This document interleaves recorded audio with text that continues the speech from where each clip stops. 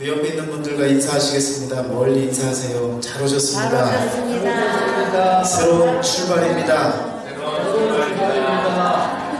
예, 오늘 새로운 출발점에 여러분과 제가 성경 말씀을 통해 다시 한번 서기를 원합니다.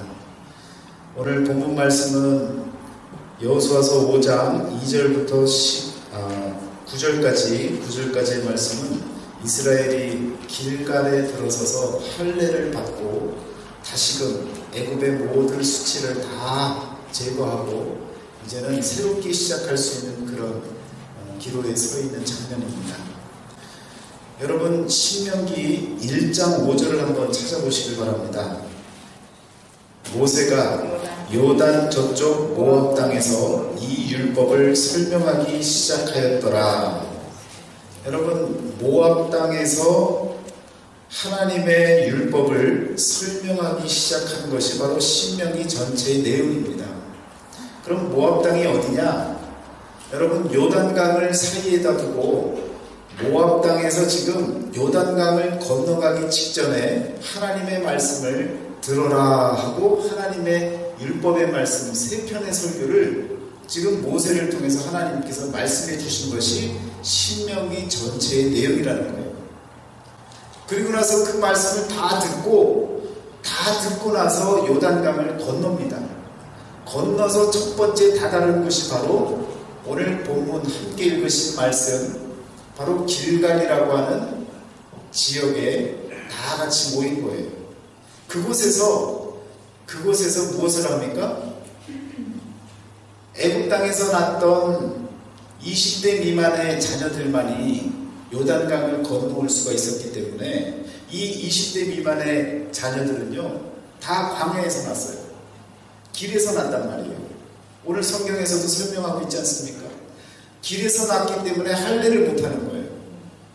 그러니까 요단강을 건너서 가나안 땅에 들어온 이후에 그곳에서 드디어 할례를 시켜주고, 그리고 그 할례를 통해서 애굽의 모든 수치를 다 떠나가게 만드는, 지금까지의 생활과 전혀 다른 이제는 새로운 삶의 시작이라고 하는 선을 그어주는 그런 의식을 치러주게 되어줍니다. 대략의 지금의 말씀은 이런 상황에서 지금 할례를 행하게 되어졌다는 겁니다. 그런데 신명기 1장 여러분 2절을 보시면 호렙산에서 세일산을 지나 가데스 바네아까지 11길이었더라. 호렙에서 십계명을 받고 하나님의 명을 받아서 떠나기 시작해서 40년 동안 걸어나가기 시작했던 그 길이 사실은요 11길이면 지내올 수 있었던 길이라는 거예요. 그래서 1장 1절서부터 쭉 읽어서 2절까지 가면요, 여러분 이 말씀을 적어가면서, 신명기 말씀을 적어가면서 얼마나 안타까운 마음으로, 얼마나 여러분 후회하는 심정으로 이 글을 썼겠습니까? 11길이면 갈 수 있는 그 길을 지금 우리가 돌아와서 돌고 돌아서 40년 걸려서 지금 이 모압 땅에 서 있지 않느냐. 하나님의 말씀을 이제는 제대로 들어라. 이제는 과거의 삶이 아니라 앞으로의 모든 삶은 정말 하나님이 책임져 주시고 함께 하시는 그 인생을 다시금 시작하자. 지금까지 11길이면 되던 그 길을 우리가 이렇게 살아왔는데 여기 와서 또다시 애굽의 수치를 또 당하고 또 그렇게 살아갈 것이냐라고 하는 그런 마음으로 지금 길갈에 서 있다라는 것입니다. 그리고 지금 모압 땅에서 이와 같이 하나님의 말씀을 3편의 설교를 증거하고 있는 것입니다. 가나안 성에 입성하기 전에 이와 같이 광야 세대를 통해서 하나님께서는요, 이제 너희들이 새로운 길을, 지금까지 과거의 세상의 삶의 그 길이 아니라 내가 보여주고 내가 함께 해왔던 그 길을 이제는 믿음을 갖고 살기 시작하거라 라고 말씀해 주시고, 그리고 나서 요단강을 건너게 만들어 주셨다는 것이죠. 여러분, 그렇게 건너서 도달하는 것이 바로 길갈인데요, 여러분, 모압 땅에서 모세가 이 말씀들을 선포했을 때 그 모압 땅이 어떤 땅이냐? 모압이라는 이름이 여러분 어디에서 나왔습니까? 아브라함의 조카 롯의 첫째 딸이 어떤 마음을 갖고 여러분 자식을 낳았어요? 네, 소돔과 고모라 땅을 떠나와서 소알 땅에 거하면서 도무지 이제는 대를 이을 수 없으니 우리가 아버지의 시를 받아서 대를 잇자. 그리고 아버지에게 술을 잔뜩 먹이고 그리고 나서 근친상간을 하는 겁니다. 그래서 낳은 첫째 아들의 이 첫째 딸의 아들이 바로 이 모압 아닙니까? 그래서 이 모압의 뜻은요, 다른 것이 아니라 아비의 소생입니다. 간단히 얘기하면 아들이라는 거예요. 그런데 여러분, 가장 인간적으로, 가장 세상 방법으로 대를 잇기 위해서 나왔던 그 모압 땅에서, 그 자리에서 지금 모세가 외치는 것은 무엇입니까? 우리가 이렇게 살아서는 안 된다는 거예요. 이 모양으로 세상 방법으로 대를 잇고 사람의 자녀로, 육신의 자녀로 성장해 나가는 그 모습은 이제 우리에게는 필요치 않다는 거예요. 우리는 하나님의 자녀가 되어져야 된다는 것입니다. 이제는 요단강을 건너서 이제는 육신의 자녀가 아니라 하나님의 자녀로서의 삶을 살아나가기 위해서 하나님의 말씀이 우리에게 필요하다라는 것입니다. 그래서 요단강을 건너가게 만듭니다. 요단강을 건널 때에 이스라엘 백성들이 잘나서 건넜습니까? 이스라엘 백성들이 대단한 능력이 있어서 그곳을 건널 수 있었습니까? 아니라는 거예요. 위로부터 내려지는 하나님의 은혜가 있어서, 그 요단의 의미가 그것 아닙니까? 위로부터 내려지는 하나님의 은혜, 그 은혜로 요단을 넘어서는 겁니다. 넘어서고 나서 아직도 씻지 못했던 과거의 모습들, 세상 것들, 그것을 상징적으로 하나님께서 깨끗이 씻어버리라는 거예요. 그것이 바로 오늘 여호수아서 5장 2절에서부터 9절까지의 말씀에 나타나는 길갈에서 할례를 행하는 이스라엘 백성들의 모습이 바로 그 상징적인 의미를 갖고 있다라는 것입니다. 여러분과 저도요, 마찬가지입니다. 모압 땅에서, 세상 땅에서 가장 인간적인 방법으로 살아왔던 내 과거의 모습에서 이제는요, 위로부터 내려지는 하나님의 은혜로 여러분 그 물을 건너야 되는 거예요. 강을 건너야 되는 것입니다. 건너고 나면 과거의 모든 내 몸의 수치는 다 던져버려야 되는 거예요. 깨끗하게 씻어내야 되는 것입니다. 길갈은 애굽의 수치가 다 물러났다라고 하는 의미의 그런 땅의 이름입니다. 그런데요, 여러분, 놀라운 사실은 언제나 말씀드리지만 구약 성경은 신약 성경의 그림자와 같다고 말씀드렸습니다. 구약에 나타난 모든 사실들은 다 예수 그리스도를 드러내고자 그림자처럼 실체는 나타나지 않아 있지만, 그러나 그 그림자들을 잘 보면 그 모습들이 바로 예수 그리스도시다 라고 고백할 수 있도록 만들어준다는 것입니다. 10절 말씀에 이렇게 나옵니다. 또 이스라엘 자손들이 길갈에 진쳤고 그달 14일 저녁에는 여리고 평지에서 유월절을 지켰으며. 여러분, 진을 쳤어요. 진영을 치고 그곳에서 또 묵고 살아야 되는 겁니다. 얼마가 될지 모르지만 그곳에서 살아야 돼요. 그런데 여러분, 저 시내산서부터 진을 치기 시작해서, 출애굽해서 진을 치기 시작해서 진친 이야기들이 성경에 나타나는데요, 출애굽기 내용을 다 통틀어서 하나하나 짚어서 다 차례대로 찾아보면 이 길갈은요, 몇 번째 진을 치는 줄 아세요? 40년 동안 42번을 쳤습니다. 목사님, 42번이 뭐 대수라고 자꾸 그러십니까? 여러분, 성경에서 42라고 하는 수는요, 대단한 숫자입니다. 왜 그렇습니까? 마태복음 1장 17절에 뭐라고 나와요? 그런즉 모든 대수가 아브라함부터 다윗까지 14대요. 다윗부터 바벨론으로 잡혀갈 때까지 14대요. 바벨론으로 사로잡혀간 후부터 그리스도까지 14대더라. 여러분 합치면 몇이에요? 42대가 되어집니다. 42대째 누가 나타나는 거예요? 예수님이 나타나시는 거예요.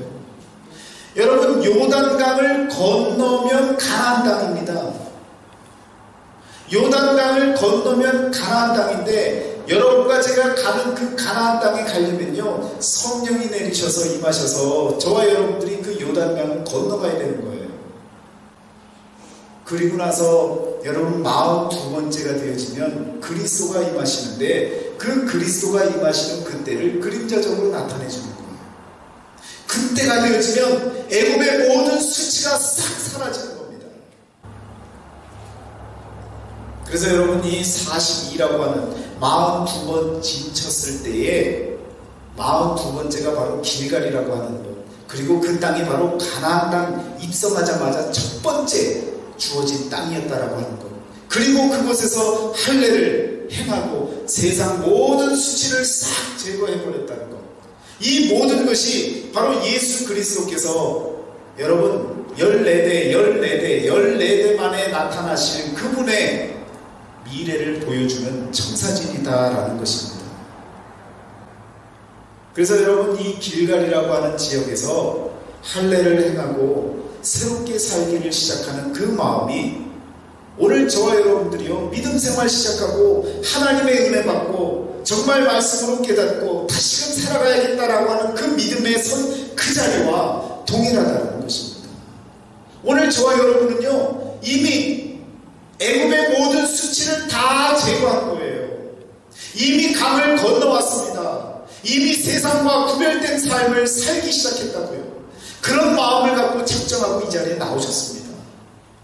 여러분과 저의 가정이 바로 길갈에서 시작하는 세상의 모든 수치를 싹 제거하고 믿음으로 모든 것을 이겨내고 그리스도와 함께 42번째의 진을 쳤던 그 자리에서부터 예수 그리스도와 함께 살아갈 수 있는 세기를 여는 것이 바로 새로운 출발점이 되어지는 것이 바로 지금 이 순간이라는 것입니다. 여러분 더 이상 애굽의 수치에 다시금 빠지지 마시길 바랍니다. 성경에 나타나는 애굽의 수치가 참 많습니다. 여러분 롯이 아브라함과 같이 동서남북을 바라보면서 소돔과 고모라 땅을 정하지요. 그러면서 그가 한 말이 있습니다. 13장 10절입니다. 같이 읽습니다. 시작. 이에 롯이 눈을 들어 요단 지역을 바라본즉 수알까지 온 땅에 물이 넉넉하니 여호와께서 소돔과 고모라를 멸하시기 전이었으므로 여호와의 동산 같고 애굽 땅과 같았더라. 소돔과 고모라 땅을 바라보면서 마치 무엇과 같다고 이야기합니까? 여호와의 동산 같고 애굽 땅 같았더라. 애굽 땅이 얼마나 좋은 땅이기에 여러분 하나님의 동산 여호와의 동산과도 같고 애굽 땅과도 같다라고 이야기를 하겠습니까? 눈으로 볼 때는요 애굽이라고 하는 이 세상은요 너무 매혹적인 거예요. 너무 유혹이 넘쳐나고 너무 아름답게 보이고요 너무 좋아 보이는 것이 바로 애굽입니다. 그런데 그곳에 들어갔다가 어떻게 당해요? 수치를 당하고 나오지 않습니까? 온 가족이 다 수치를 당하고 나오지 않아요? 여러분 아브라함과 이삭도 애굽에서 수치를 당하고 오죠. 아브라함도 그랬고 이삭도 그랬어요. 똑같은 모습으로 수치를 당하고 돌아옵니다. 그리고 났더니 야곱은 안 가려고 그래요. 야곱은 꾀가 보통이 아니에요. 여러분들의 꾀를 다 합쳐도 야곱의 꾀를 못 당합니다. 야곱은요 안 내려가려고 길을 썼어요. 그랬더니 하나님이 뭐라고 얘기합니까? 걱정 마요. 내가 너와 함께하겠다. 너가 내려가도 다시금 네가 거하는 그 땅으로 너희 모든 후손들이 다 돌아올 테니 걱정 말아라. 내가 같이 갈 테니 걱정 말아라. 그때서야 비로소 70명을 데리고 여러분 애굽 땅으로 애굽 총리가 되어졌던 그 요셉이 있었던 그 땅으로 내려가지 않습니까? 참 읽다 보면요, 사람 성깔이 다 나와요. 야곱은요, 보통 꾀있는 꾀쟁이가 아닙니다. 할아버지, 아버지가 다 수치를 당하고 돌아왔기 때문에 절대로 내려갈 마음이 없었어요. 그런데 하나님이 같이 가라고 하니까, 같이 가신다고 하니까 그냥 저주는 척하면서 간 거죠. 여러분, 그런 땅이 바로 애굽 땅입니다. 그곳에 내려가서 여러분 430년 동안 종살이를 했던 그 아픔이 담겨진 땅이기도 합니다. 그런 수치의 땅이에요. 그러면서도요, 이스라엘 백성은요, 광야로 나와서 어떤 말을 합니까? 거기 있었을 때가 좋았다는 거예요. 거기서 마늘 먹고 고기 먹을 때가 훨씬 좋았다는 거예요. 만나와 메추라기를 먹어도 이건 말도 안 나는다는 거예요. 그때 그 맛이 최고라는 거예요. 여러분, 우리가 관심하고 있는 세상의 것, 그건 너무 좋아하면요, 그것 때문에 수치를 당하게 됩니다. 그 마늘과 고기를 그리워하면서 원망하고 불평하고 애굽으로 갈 걸, 애굽에서 살았으면 좋았을 걸, 우리가 여기서 이대로 죽겠노라. 애굽의 수치는요, 너무나도 여러분 민망하고요, 너무나도 부끄러운 모습들입니다. 여러분, 애굽의 특성에 대해서 잘 말해주고 있는데요, 제가 한 말씀을 찾아서 봉독해 드립니다. 보험을 구하러 애굽으로 내려가는 자들은 화 있을진저 그들은 말을 의지하며 병거의 많음과 마병의 심히 강함을 의지하고 이스라엘의 거룩하신 이를 악모하지 아니하며 여호와를 구하지 아니하나니. 여러분, 애굽을 사랑하는 사람들 무엇이 있겠다고요? 화가 있을 것이라는 거예요. 세상 것을 사랑하는 이들이요, 화 있을진저. 정신 차려야 되는 것 아닙니까? 그 애굽이라는 것이 어떤 것이냐? 너무 모든 것이 풍성한 거예요. 많은 것들이 있어서 그것을 사모하고, 많은 것들이 있어서 그것이 힘이 되어져서 그 힘을 너무너무 쫓아다니는데, 결국 그것을 사랑하면요, 세상 것을 사랑하면 여러분, 우리는 화를 입을 수밖에 없다라는 것입니다. 여러분, 이것이 애굽의 특성입니다. 이사야서 31장 3절 말씀이에요. 애굽은 사람이요 신이 아니며 그들의 말들은 육체요 영이 아니라 여호와께서 그의 손을 펴시면 돕는 자도 넘어지며 도움을 받는 자도 엎드러져서 다 함께 멸망하리라. 애굽을 마치 신처럼 여기는 사람들이 있다고요. 세상을요 마치 하나님처럼 여기는 사람이 있다고요. 여러분, 세상에 있는 여러 가지 것들, 그것을 하나님보다 더 사랑하면요, 그 결과는 우리들에게 화가 미친다는 것입니다. 이스라엘 자손들아, 너희는 심히 거역하던 자에게로 돌아오라. 이사야서 31장 6절에 애굽을 사랑했던, 애굽을 너무 사랑해서, 심히 사랑해서 하나님을 심히 거역했던 너희들아, 나에게로 다시 돌아오라. 세상 바라보고 세상 향해 달려가고 세상을 사랑했던 너희들, 화를 입고 어려움을 당하고 수치를 당하는데 그러지 말고 나에게로 이제는 돌아오라.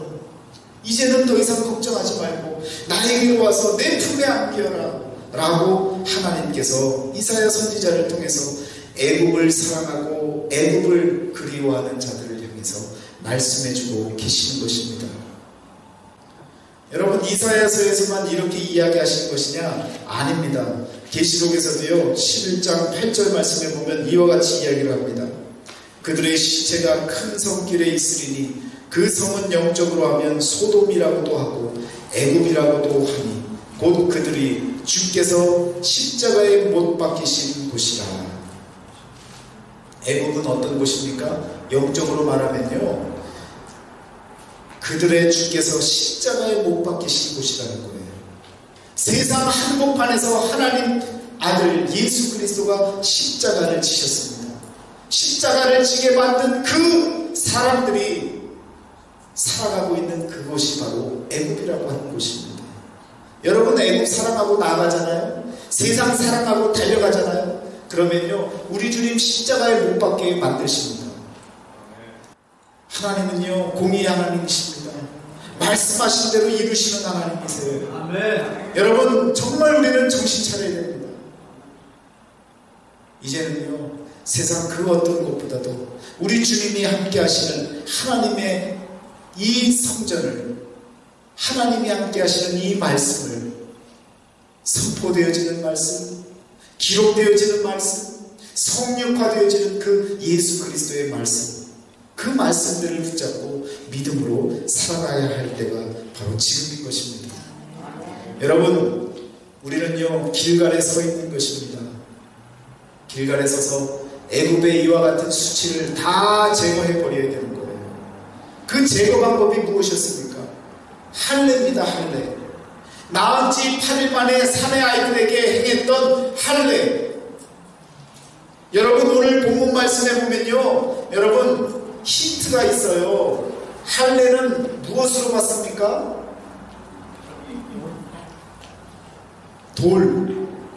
돌칼로 받아요. 그런데 그 돌이 어떤 돌이에요? 차돌. 차집사님이라, 차권사님이라 그냥 차돌이라고. 예, 부싯돌이에요. 차돌이에요. 차돌이요, 어떻습니까, 여러분? 돌끼리 탁탁 부딪히면 뭐가 나요? 풀이 나는 거예요. 여러분, 할례는 어떻게 받는 거예요? 성령으로 받는 거예요. 성령으로. 구약은요, 그림자와 같다니까요. 성령이라고 말하지는 않지만 여러분, 그런 그림자와 같은 그런 예비된 그런 모습들을 우리에게 보여주는 거예요. 부싯돌을 우리들에게 보여주시면서 그 가운데 불이 있음을 기억하게 만드는 거예요.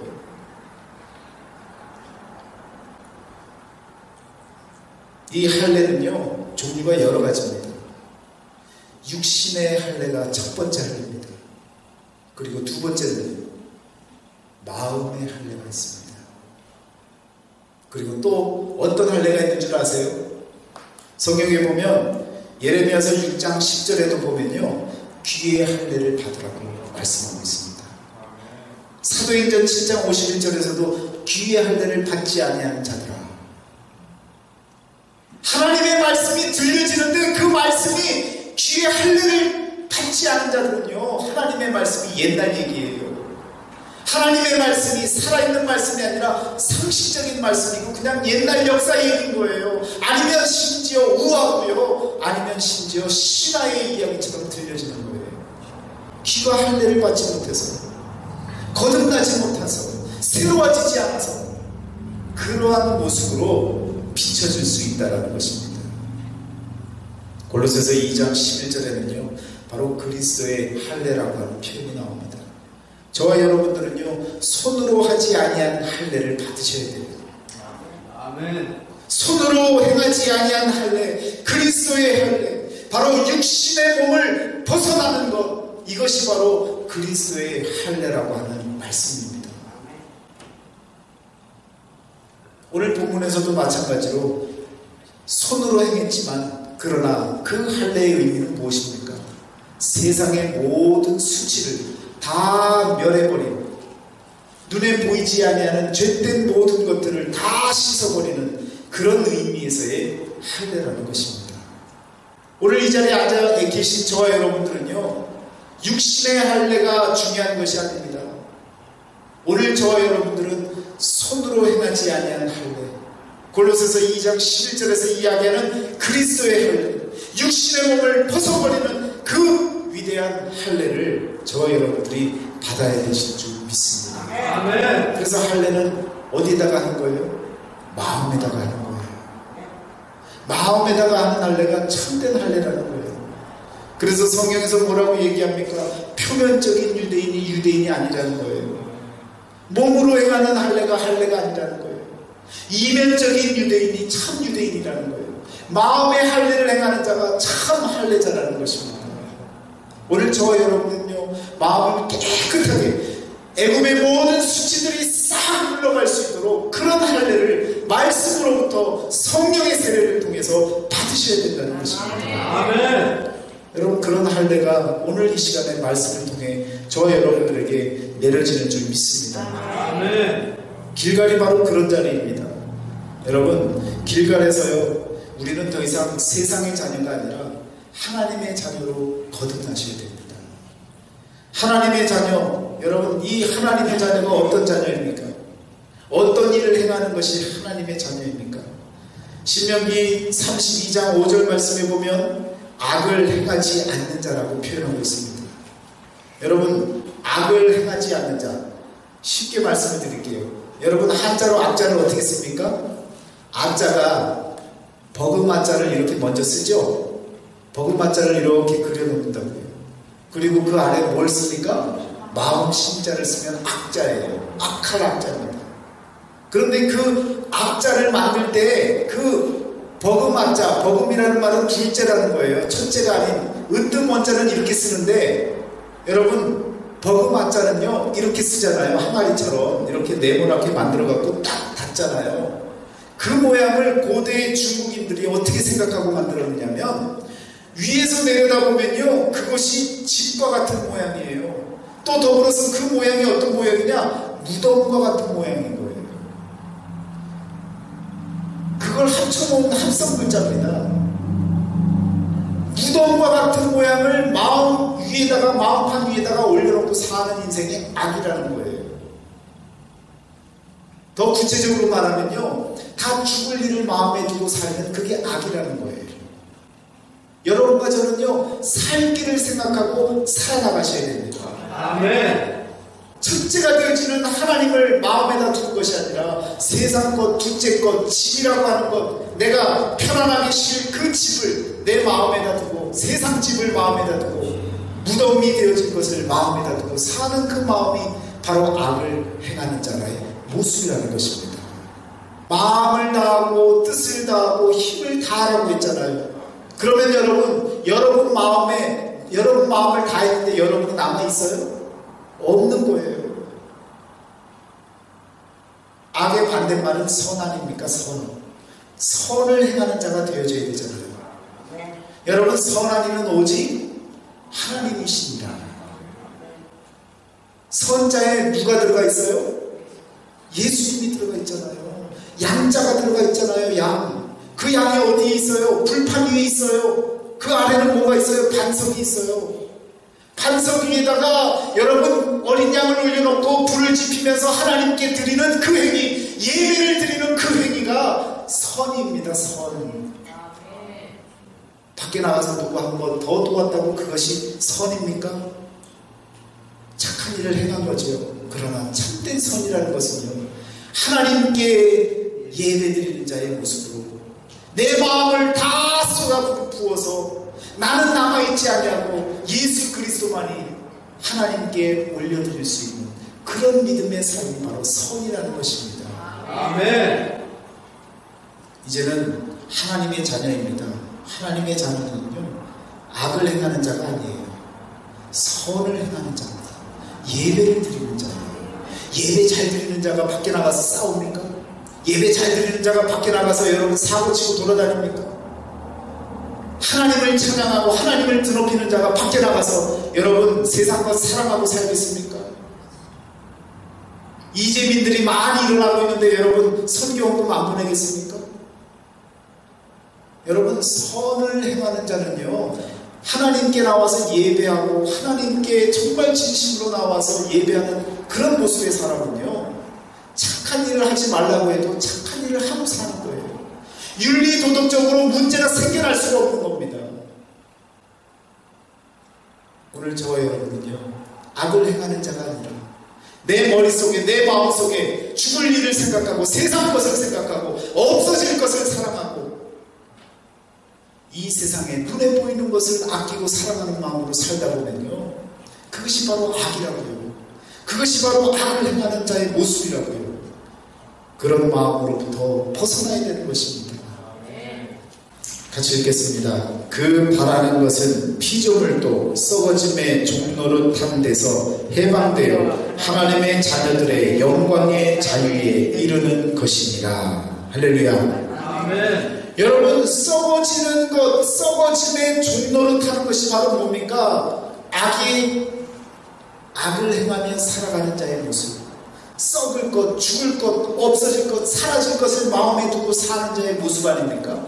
여러분, 세상을 살아가는 자들은요, 종로를 타고 사는 거예요. 어떤 것에 종로를 타는 거예요? 썩어질 것을 종로를 타는 거예요. 죽을 것에 대해서 종로를 타는 거예요. 없어질 것에 대해서 종로를 타는 거예요. 말씀에서는요, 그것으로부터 해방시키려고 하고 그것으로부터 자유하게 만들려고 하는 것이 하나님의 섭리고 계획인 것입니다. 아멘. 여러분 마음에 더 이상은 악을 두지 마세요. 더 이상은 둘째 것, 세상의 첫째 것이 아닌 둘째 것, 버금마자를 두지 마세요. 오늘 저와 여러분은요, 이제는 하나님의 자녀입니다. 이제는 해방되어져야 되고, 이제는 종로를 타지 말아야 되고, 이제는 자유함으로 살아갈 수 있는 그런 하나님의 자녀가 되어지셔야 될 줄 믿습니다. 아멘. 여러분, 그런 하나님의 자녀는요, 바로 믿음을 갖고 사는, 믿음대로 이루어지는 그 삶을 살아가는, 하나님이 약속하신 것을 믿고 사는 약속의 자녀입니다. 아멘. 우리는요, 마지막 때에 일어날 것을 믿어요. 하나님이 심판하시겠다고 하셨고 하나님이 구원하시겠다고 하셨던 그 약속을 믿는 약속의 자녀들입니다. 아멘. 그래서 여러분, 약속이 없어지고 내 마음 가운데 하나님의 약속이 사라지면요, 나는 하나님의 자녀가 아닌가 보다 생각하시게 되는 거예요. 여러분 마음에 하나님의 약속이 가득가득 하시기를 축원합니다. 아멘. 이제는요, 길갈에서 애굽의 수치를 다 제거했는데 다시금 애굽으로 돌아가지 마세요. 다시금 세상 생각으로 넘어가지 마세요. 다시금 내 연륜과 경륜으로 세상을 살아갈 그 얄팍한 생각에 빠지지 마세요. 아멘. 하나님이 책임져 주시는 믿음의 삶으로 나아가시기를 축원합니다. 아멘. 기도하시겠습니다.